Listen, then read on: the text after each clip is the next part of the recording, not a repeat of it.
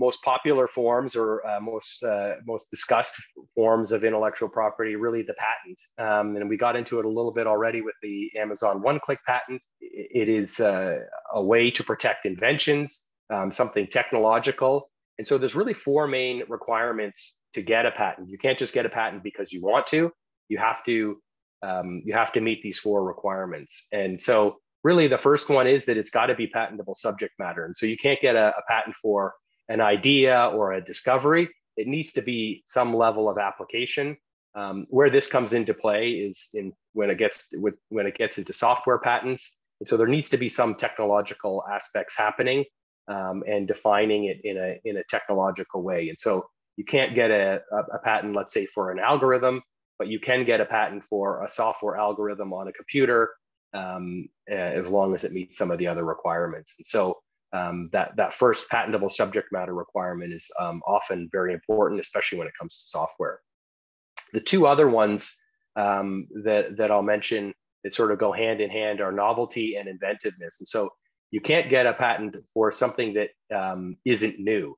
And so has anyone anywhere else in the world done what you want to get a patent for? And if not, then your application, your patent is new. And so people often say, "Oh, I've seen this technology while I was traveling, and there's no patent for it here in Canada or the US. Can I get a patent for it?" The answer is no, because it's not new. And the other reason is because you're not the inventor. So the inventor has to be the one that files for the patent, and the inventor assigns that to the company they're working with if they are under an obligation to do that. But even if your idea, your invention is new, it has to also be inventive.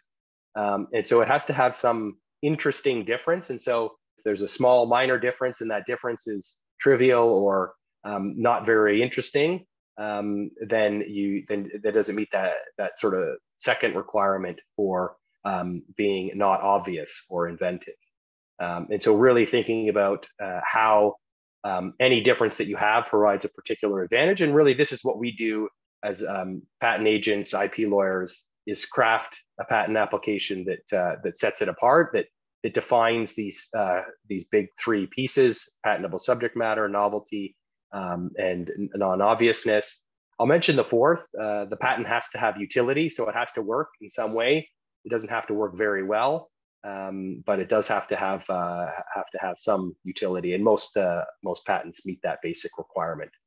And patents expire, and so unlike a trademark that could last forever as long as you're using it, or a trade secret that you could keep confidential for as long as you want, or even a copyright that now is 70 years after the death of the author, a patent lasts 20 years from filing. And so there's a time limit to how long you get that patent for. We saw with the Amazon one-click patent, it's now expired probably 2 or 3 years ago now.